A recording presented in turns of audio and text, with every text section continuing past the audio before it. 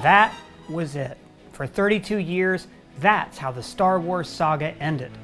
It was the perfect baby boomer fairy tale. A rowdy band of teenagers took down their parents' corrupt government and promised to build a better society in its place. Leia was ready to govern.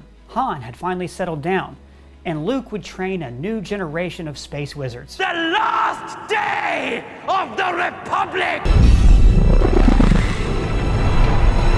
So, what went wrong? How did all these heroes f it up? To explain, I'm going to talk about the events in the novels and the character flaws of these three heroes that meant that the New Republic was doomed to fail. Sorry about the mess. This information comes from the Aftermath trilogy and the novel Bloodline. All are great reads that you should really check out, so light spoilers for those books ahead. So, let's talk about Han. I don't want to break your heart, but after the Battle of Endor, Han kind of sucks. No, Doug, he does suck. Just hear me out. Our assistant manager, Doug, everybody. By the end of the Galactic Civil War, this former criminal had taken on leadership roles in the military. He was a respected general, a hero of the rebellion, one of the founding fathers of a new government. But rather than accept this new responsibility, he ran away from it. He ran so fast, he left skid marks in the driveway. First, he resigns his military commission. Then, in the Aftermath novels, he goes on a rogue mission with Chewbacca to liberate Kashyyyk, which, okay, good. Free the Wookiees. Han owes Chewie at least that much. I mean, these guys go so far back that Han had a different face when they first met. But then, Han becomes a father, and by all accounts, it wasn't a very good one. And Han Solo, I feel like he's the father you never had. He would have disappointed you. The novel Star Wars Bloodline revealed that while his wife was running for office and trying to hold together the New Republic, you know what Han was doing? He was a successful starship racer. He walked away from a leadership role to become a space NASCAR driver. Even after his wife forms her own private military, the Resistance, he doesn't help out. He has a midlife crisis and goes back to smuggling with Chewbacca. I mean, granted, his son turned evil first, but still, this man ended up shirking responsibility for most of his adult life. Now let's talk about Leia. Her resume is incredible. A teenage senator, leader of the rebellion, military commander, all before she was old enough to rent a car. Her entire home planet was destroyed in front of her. Her family was killed. Her birth father was a Sith Lord. Her son committed patricide. And unlike the Skywalker boys, she was never tempted to the dark side. She even walked away from the Jedi Order to save her son's life. Leia told me that she had sensed the death of her son at the end of her Jedi path. Leia is a rock. So what did she do wrong? Well, let's talk about the New Republic. Now, following the Battle of Endor, Alliance leader Mon Mothma was made the first Chancellor of the New Republic. The Supreme Chancellor of the New Republic had very little power. Now, there's a parallel for this in American history. Following the defeat of the English in 1783, the American colonies banded together under the Articles of Confederation. This document created a weak, decentralized government that was more of a loose agreement to help out one another in case of invasion. Mon Mothma wanted an end to war, not total victory. Now, the Empire was pretty much defeated at the Battle of Jakku, which you can also see in Star Wars Battlefront 2. Afterwards, she sued for peace with the remaining Imperial forces, and many of their leaders were pardoned. The remaining Imperials were forced to demilitarize, but could still maintain their own government. So she did not force the Imperial planets to join the New Republic. That's like if the Union won the Civil War, but let the Confederate States continue to exist. Or maybe it's the other way around. Anyways, the New Republic also demilitarized. They eliminated 90% of their military forces, which is why the prison ship in The Mandalorian was run by droids. Planets would defend themselves with their own militaries, similar to how each state has a National Guard. However, the state's governors and the president are able to call up the National Guard. But in Star Wars, neither the Chancellor nor the Senate had control of these planetary defenses, so essentially, the New Republic had almost no military.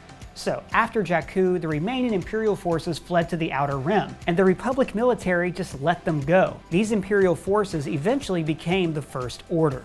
Then the Republic was split into two political parties. Because of party gridlock, nothing ever got done, the Republic couldn't enforce financial regulations, and criminals flourished in the Outer Rim. And the Republic did very little to stop wealth disparity or child slavery. The Republic currency, unlike Imperial credits, was not backed by a central bank, and so it was worth significantly less. You can see this in The Mandalorian, when a local currency is worth more than Imperial or Republic credits. I can do calamari flan.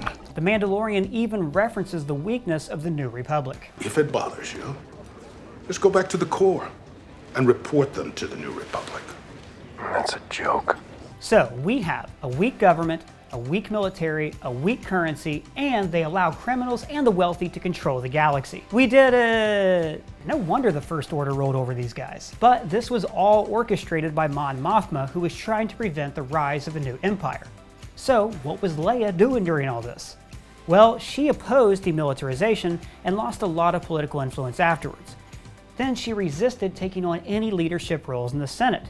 She was frustrated by party gridlock, but as an ardent populist, the group who wanted less government, she was also a partisan herself. So, like Mon Mothma, she wanted a decentralized, weak government.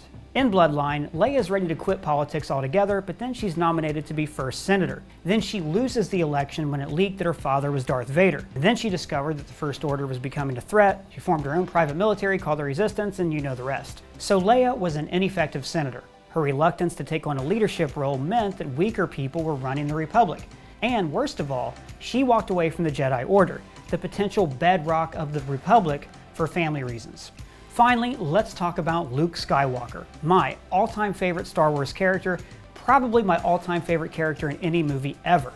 Not because he's a badass, but because he's a And Luke is the one who really f***ed up. And it pains me to say this.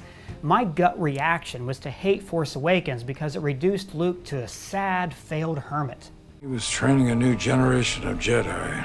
One boy, an apprentice, turned against him and destroyed it all. Now, Last Jedi explored his character flaws with more nuance, but hey, look, we can hash all that out in the comments. Let's talk about what Luke did wrong after the Battle of Endor. Now, initially, he traveled the galaxy, collecting artifacts like this compass and the branches of the Great Jedi Tree. He must have been studying in that time too, because he's learned so much about the fall of the Jedi. At the height of their powers, they allowed Darth Sidious to rise, create the Empire, and wipe them out. And this is great, because Luke doesn't know shit. He took a Jedi crash course, he learned a few tricks, and then he starts walking around in all black, choking pig people like a Sith. I mean, Luke almost turns to the dark side in Return of the Jedi. He comes real close, so he needed to do some growing up before he was ready to take on a Padawan. And he takes Yoda's dying words to heart. Pass on what you have learned. And trains his sister. But then she walks away. And this must have been devastating for Luke. He thinks his twin is going to be there right alongside him, rebuilding the Jedi Order. But then she leaves him in the lurch. But he proceeds because, and this is key, a galactic government cannot succeed without the Jedi Order. Earlier I mentioned that Mon Mothma demilitarized. Well, I mean, why not? After all, the Republic had no military for 1,000 years, relying on local planetary defense systems. Well, that was only possible because the Jedi were policing the galaxy. They kept the peace, arbitrated trade disputes, and most importantly, performed the will of the Force. This is like if the Supreme Court, the CIA, and the FBI were all staffed by angels. So there is an enormous amount of pressure on the shoulders of a farm boy from Tatooine who graduated from a 6-month accelerated Jedi program. And the farm boy made several mistakes. Number 1, he tries to take on several students at once. Remember what Yoda said. An apprentice you have, Qui-Gon. Impossible to take out a second. Now maybe if he had focused his attention just on Ben, then he wouldn't have turned to the dark side. Instead, Luke tried to rush the new Jedi Order like so much baby babka. The boy has no patience. Luke allowed his fear of Ben to corrupt his judgment. And what have we learned about fear? Fear is the path to the dark side.